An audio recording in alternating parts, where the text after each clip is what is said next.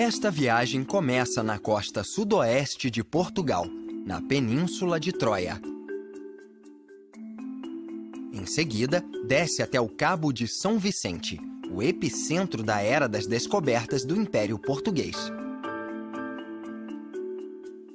Depois, cruza a costa do Algarve até a Ponta da Piedade e encontra estranhas formações rochosas que inspiraram mitos antigos de mares perigosos. Então, segue para a Ponte do Guadiana, uma das muitas travessias da fronteira natural entre Portugal e Espanha. A viagem termina em Mértola, uma cidade que já foi símbolo da fusão cultural que moldou este país.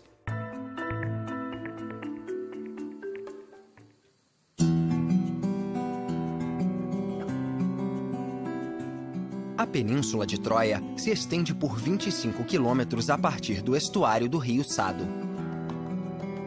A região não é apenas um paraíso para a fauna e a flora marinhas, mas também contém os vestígios mais bem preservados do Império Romano em Portugal. Vestígios de processadoras de peixe e sal, banhos romanos e cemitérios antigos são provas da influência clássica no país. O aroma singular de lavanda selvagem perpassa a maior parte da península, e golfinhos nariz de garrafa frequentam as praias, tornando a ilha um destino turístico muito popular.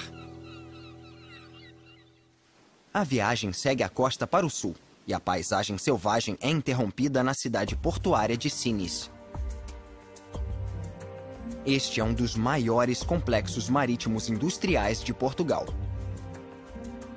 Hoje, a economia da cidade depende basicamente de refinarias de petróleo. O porto, inclusive, contém um terminal para produtos brutos líquidos, que pode suportar navios-tanque enormes como este. Sines é um porto importante há muito tempo.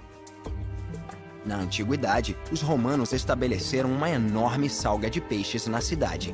Em épocas mais recentes, a localização estratégica e a pesca abundante fizeram Sines enriquecer rapidamente. O grande explorador Vasco da Gama nasceu na cidade em 1460, durante a Grande Era das Descobertas. Foi ele que comandou os navios que contornaram a ponta da África pela primeira vez e viajaram até a Índia. Ao sul da cidade fica a Central de Sines. Estabelecida na confluência de rotas de transporte de petróleo e minério, esta termoelétrica foi criada no fim dos anos 80 para tentar diversificar a produção energética portuguesa, depois que uma grave crise petroleira abalou o mercado europeu. O Parque Natural da Costa Vicentina cobre grande parte do litoral sudoeste de Portugal. Nele, existem praias límpidas e pitorescas, e vilarejos incríveis como o balneário de Porto Covo. Ele também tem uma das poucas áreas para nudistas do país. O parque se estende por quase 150 quilômetros, de Sines ao Cabo de São Vicente. Grande parte dele é composta por uma mistura de penhascos e enseadas de areia. O Oceano Atlântico maltrata muito este trecho de costa, mas antigos portos pesqueiros oferecem segurança aos iates particulares modernos. Uma das grandes vantagens de ver a costa do ar é observá-la de maneira singular. As várias camadas de estratos que se acumularam na região por milhões de anos, enquanto as forças da Terra moldavam o mundo, podem ser vistas claramente neste trecho da costa. Durante as tempestades, ondas fortes e pedras batem na base do penhasco, retirando a seção inferior da rocha e fazendo a superior cair. Este processo de erosão vem acontecendo há milhões de anos. Hoje, esta região de Portugal está se tornando mais conhecida, e turistas estão vindo se hospedar nos novos resorts da região. Os investidores com permissão para construir criaram vilas de verão luxuosas como esta, com uma vista espetacular para o mar e a costa. Nos meses de verão, este pode ser um lugar idílico. Mas em outras estações, tempestades chicoteiam os penhascos e podem tornar a vida complicada para os poucos habitantes da região.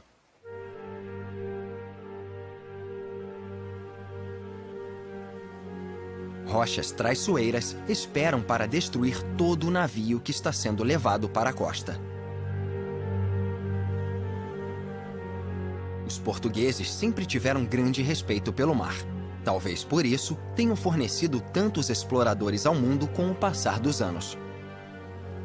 Foi desta costa que Vasco da Gama partiu para descobrir a rota para o Cabo da Boa Esperança. E que em 1500, Pedro Álvares Cabral saiu para cruzar o Atlântico e descobrir o Brasil, definindo Portugal como uma das grandes potências europeias do século XVI. Ao seguir para o Atlântico, a viagem chega ao Cabo de São Vicente, chamado pelos portugueses de Fim da Linha.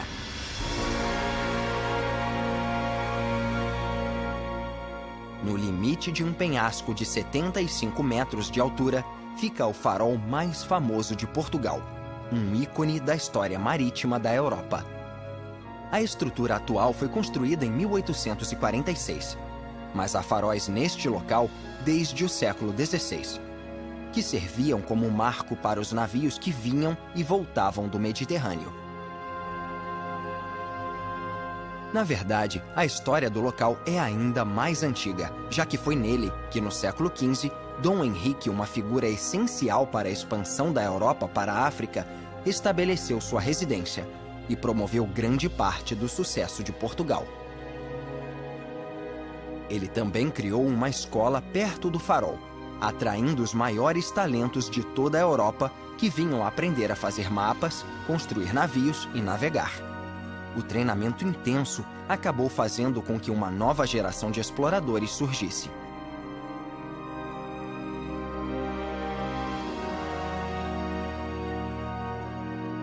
Hoje, o farol ainda assiste à passagem de embarcações por uma das rotas mais movimentadas do mundo.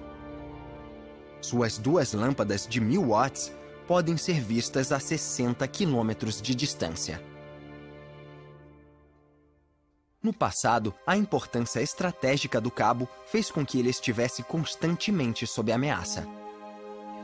Por isso, no século XV, Dom Henrique ordenou a construção da Fortaleza de Sagres, para proteger os interesses de Portugal. Ela também protegia os navios, enquanto eles esperavam que o tempo melhorasse para contornar o Cabo de São Vicente. No entanto, a fortaleza não reduziu os ataques. Em 1587, o famoso capitão inglês Sir Francis Drake saqueou a fortaleza e as construções que a cercavam. Nos séculos seguintes, o cabo testemunhou enormes batalhas navais entre os grandes países europeus.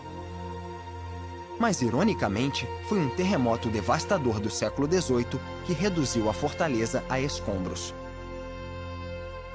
Ela foi restaurada em meados do século XX para lembrar o passado militar de Portugal.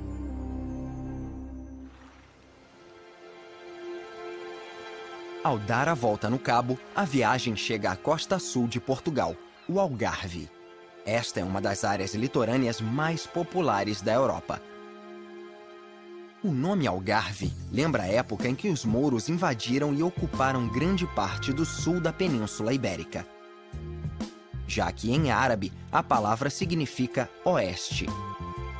Hoje, os invasores são mais pacíficos, e casas de todos os tamanhos e formatos ocupam pontos importantes da costa. Algumas das casas são muito futurísticas, e a maioria foi construída para os muito abastados.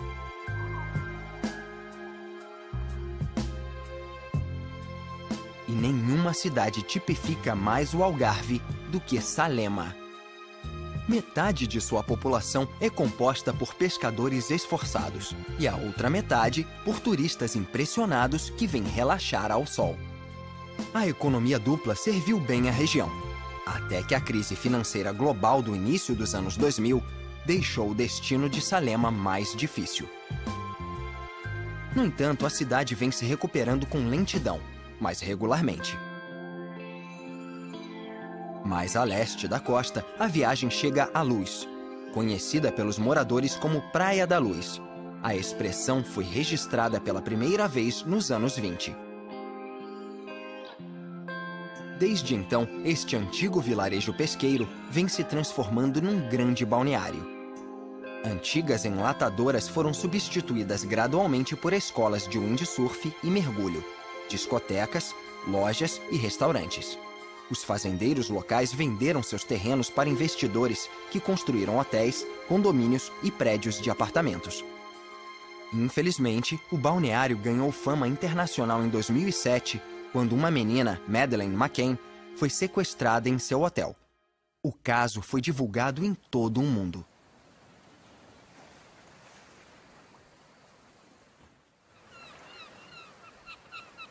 Uma viagem curta por estes penhascos imponentes leva turistas até a maior maravilha natural desta costa e um dos locais mais bonitos de Portugal, a Ponta da Piedade. É a maior atração da área para turistas e moradores, que costumam chegar ao local de ônibus ou trens sazonais. Durante mais de 1000 anos, o mar esculpiu cavernas, grutas e arcos marinhos extraordinários nesta costa. Uma das melhores maneiras de ver estas formações rochosas é do mar. Passeios de barco navegam por entre as rochas estranhas, que, dependendo do ângulo, podem assumir a forma de animais ou até de pessoas. Com o passar dos anos, todas adquiriram nomes, como camelo, esfinge, casal se beijando. Há 500 anos atrás, estas formas estranhas inspiraram a criação de histórias de figuras míticas, como Adamastor, o gigante que amaldiçoa os marinheiros da região. Descrito por Luís de Camões, o tradicional poeta de Portugal, Adamastor é de disforme e grandíssima estatura. O rosto carregado, a barba esquálida, os olhos encovados, a postura medonha e má, e a cor terrena e pálida.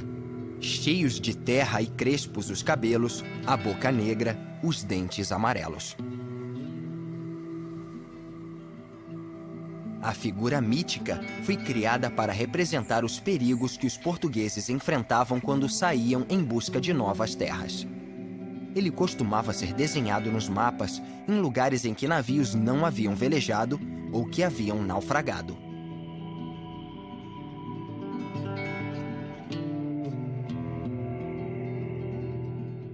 Hoje, as rochas podem ser exploradas por uma geração mais jovem de aventureiros a partir de um barco turístico.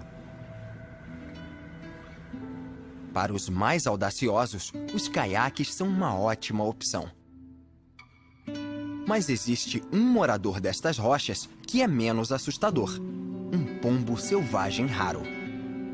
Ele é o ancestral de muitas das espécies encontradas em toda a Europa. Do outro lado da baía fica Lagos. Situada na ponta do rio Ben Safrim, ela é uma das cidades mais visitadas do Algarve, se não de Portugal. Era nela que, no século XV, o infante Dom Henrique passava a maior parte do tempo, coordenando expedições pela costa africana. Ao chegar à África, os exploradores deram início a um infame comércio de escravos. E Lagos se tornou o primeiro mercado da Europa e um centro para o negócio desumano. Neste castelo, Dom Henrique, que patrocinava as expedições, recebia 1/5 do valor das transações, o que fazia com que o infante tivesse uma fortuna considerável.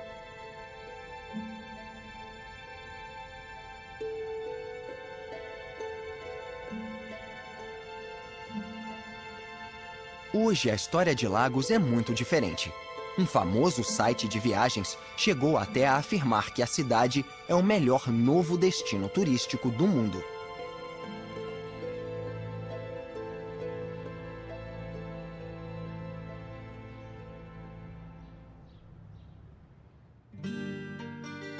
Na baía seguinte, fica o balneário de Armação de Pera.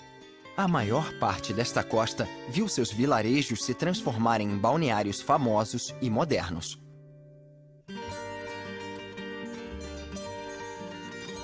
O velho charme vem sendo enterrado pelo concreto, à medida que mais e mais hotéis e apartamentos são construídos.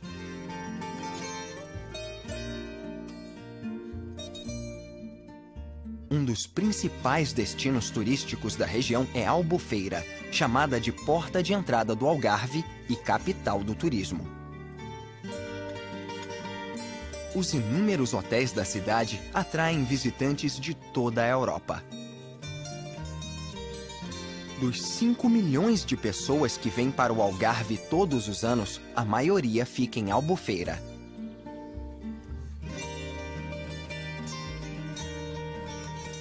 O Algarve tem cerca de 3.000 horas de sol por ano.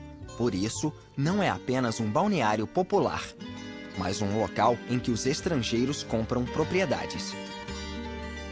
Ele também é um paraíso para iates e barcos particulares, já que grandes marinas foram construídas, como esta de Quarteira.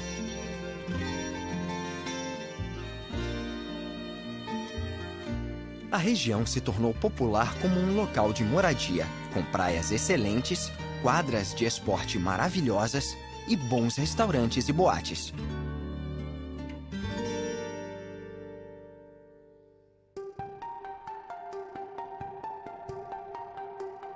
O transporte também é importante. Por isso, grande parte da região é servida pelo Aeroporto Internacional de Faro.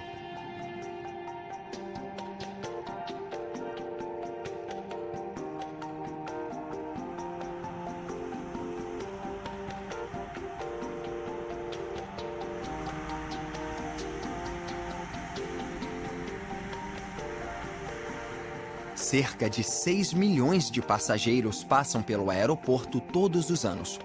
Mais de 30 companhias aéreas de toda a Europa usam as instalações. Hoje, turistas da Inglaterra, da Escócia e da Irlanda do Norte lideram as estatísticas de visitantes. O aeroporto foi aberto em 1966 e, desde então, passou por 2 grandes reformas. Ganhou um novo terminal de passageiros em 1989 e foi ampliado em 2001. Por causa do crescimento da popularidade do Algarve, as pistas e a infraestrutura do aeroporto vão ganhar uma nova ampliação, que permitirá o atendimento de 8 milhões de passageiros. Escolhido recentemente como uma das 7 maravilhas naturais de Portugal, o Parque Natural de Ria Formosa é formado por uma lagoa costeira singular, já que está constantemente sendo alterada pelo movimento dos ventos, das correntes marítimas e das marés.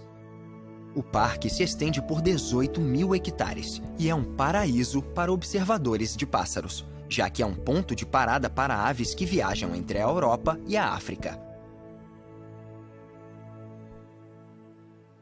Durante os meses de verão, uma ferrovia oferece uma viagem de 8 minutos pela Praia do Barril, um local com vista para a ilha de Tavira.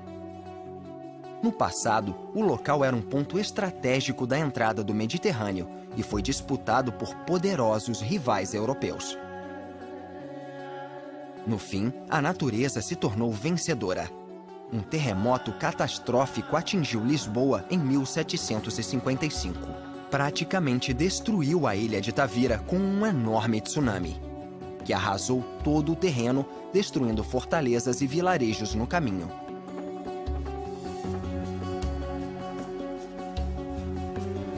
Com 15 quilômetros de extensão e apenas 150 metros de largura em determinados pontos, a ilha hoje é um destino alternativo popular, onde o naturismo é praticado livremente.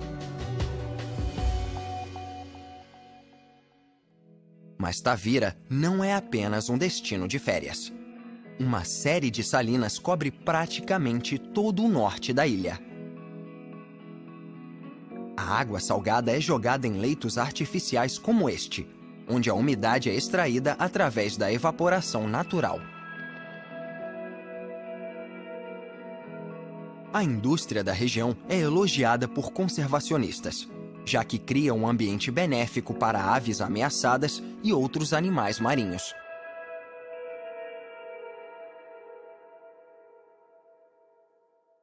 Monte Gordo é o último balneário antes da fronteira com a Espanha. Hoje é difícil acreditar que este local moderno tenha sido apenas um vilarejo pesqueiro. Mas talvez tenha sido uma transformação inevitável, já que ele tem uma das praias mais bonitas do Algarve.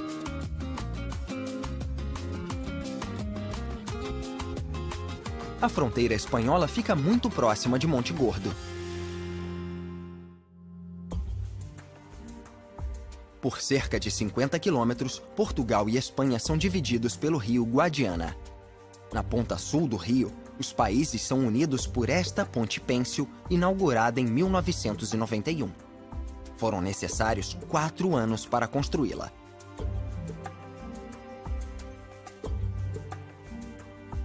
A maior parte da ponte fica em Portugal.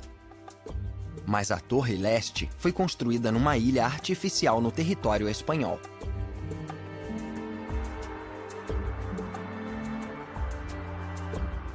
A construção começou pelas 2 torres. Depois que elas foram terminadas, os decks foram montados e pendurados em cabos.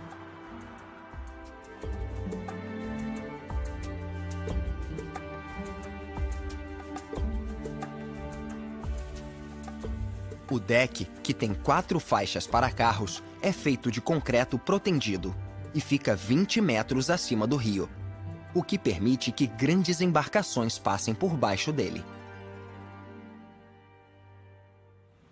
Uma ótima maneira de ver a ponte é pegar um dos barcos que levam turistas para passear pelo rio Guadiana. O passeio sai de Vila Real de Santo Antônio, uma cidade próxima à Foz do Rio, no sudeste de Portugal. O Guadiana tem 829 quilômetros e é o 4º maior rio da Península Ibérica. 578 quilômetros do rio estão na Espanha, 140 em Portugal e 100 formam parte da fronteira entre os 2 países. Ele é navegável por cerca de 120 quilômetros, até a barragem de Alqueva. A viagem segue o rio e chega a seu último destino, a antiga cidade fronteiriça de Mértola. Situada numa colina com vista para o rio Guadiana, a cidade já foi, milhares de anos atrás, um posto avançado importante para fenícios e cartagineses. Mértola prosperou como porto comercial, pois o rio era muito usado para o transporte de produtos. O imperador romano Augusto elevou o status de Mértola a municipium e construiu as muralhas da cidade. Séculos depois, elas foram fortificadas pelos mouros.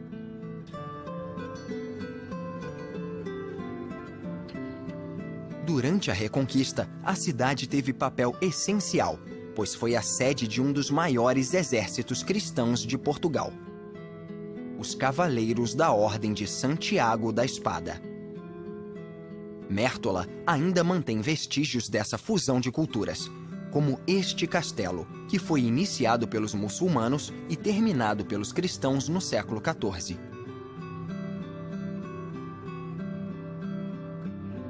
Depois da descoberta de cobre na região, a cidade prosperou muito. No entanto, em 1965, o minério se esgotou. Após um período de estagnação econômica, uma série de pesquisas arqueológicas descobriu tesouros históricos em Mértola. Essas descobertas transformaram a cidade em um local importante para o turismo. É um local incrível para encerrar esta jornada.